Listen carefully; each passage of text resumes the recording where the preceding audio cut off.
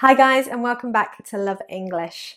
I'm Leila, and today I've got a rather simple, but hopefully a lesson that will be effective in helping you to sound more natural in English.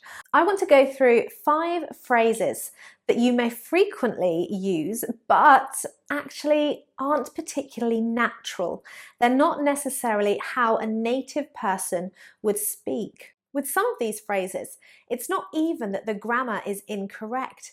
It's simply that it's not how we would speak. It's not the natural way of saying this thing or expressing this thing. So I'll give you the sentence that I often hear from non-native speakers, and then I'll give you an alternative, a more natural way of speaking in English. Before we get started, don't forget to click that subscribe button and of course the notifications bell until it looks like this so that you are part of the Love English community.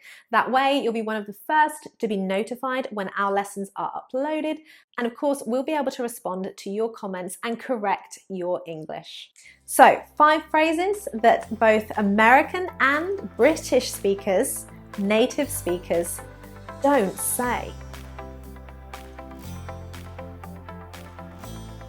Number 1, this is a very common phrase, and quite rightly so. It's a great way to start a conversation on a topic that could interest both of you. Travel. Have you ever been in Spain? Have you ever been in Spain? Or have you ever been in London? This is very common, and this is actually a grammatical error. We don't use the preposition in when we are talking about travel, about movement. You would have to ask the question, have you ever been to? Have you ever been to Spain? Have you ever been to London? The preposition to is what we use when we refer to some kind of movement, to travel. Of course, you can say, I'm in England now, but that suggests you're more permanently in that position, in that place. So remember, next time you want to ask someone where they have been, you need to use the preposition to. It's a great way of starting a conversation with somebody and learning more about them. So don't be scared to use this phrase. Just make sure you use the correct preposition. Have you ever been to London? Number 2. Now this is a phrase that I have heard used by multiple nationalities, particularly Italian.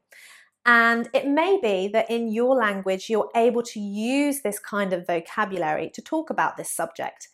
In English, it just doesn't sound natural. When talking about your family, do not use the phrase, my family consists of. My family consists of my mum, my dad, and me. It doesn't sound natural. Consist is a more academic, more formal word. We're more likely to use the word consists, the verb, to talk about science, something more academic. Water consists of hydrogen and oxygen, H2O. So when you're talking about your family, you would simply use I have. I have a brother and 2 sisters. I have an older brother and 2 younger sisters. Or I live with my mum and dad. You might even say, I'm an only child. I don't have any brothers or sisters. But you wouldn't say, my family consists of. Again, a really good conversation starter. So make sure you do say this correctly.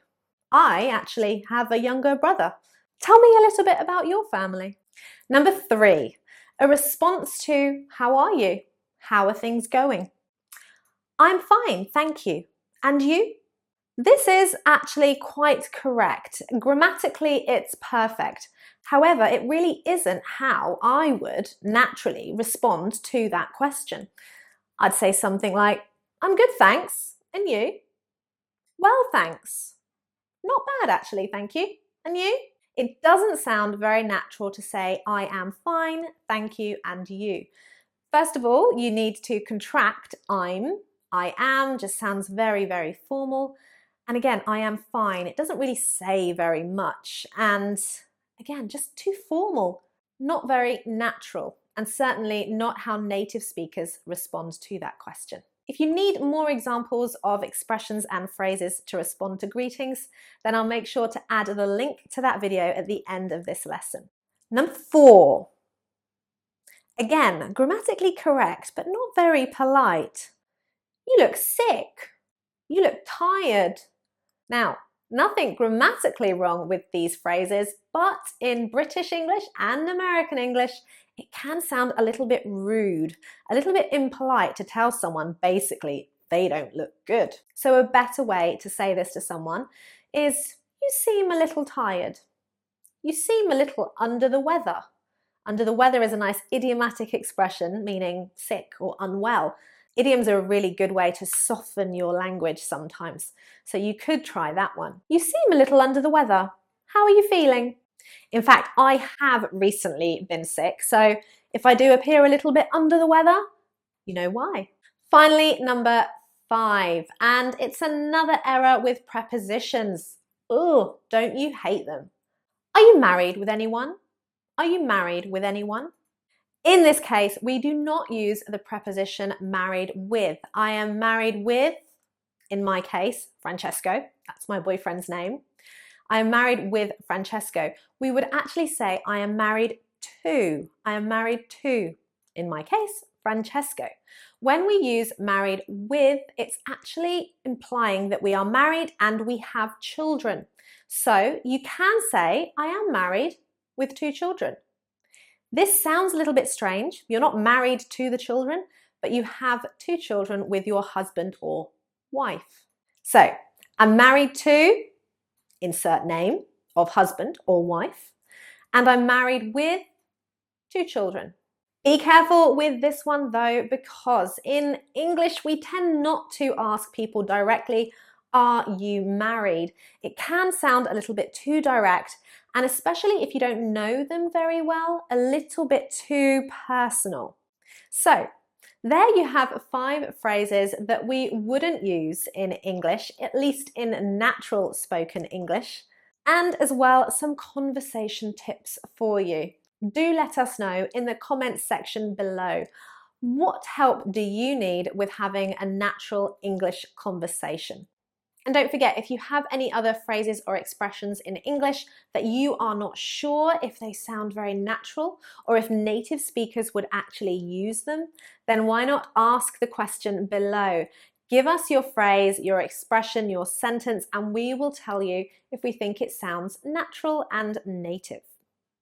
Thank you so much for watching. Don't forget to click on some of these lessons to learn some new expressions in English and to help you with your conversation skills. Thank you for watching. Bye.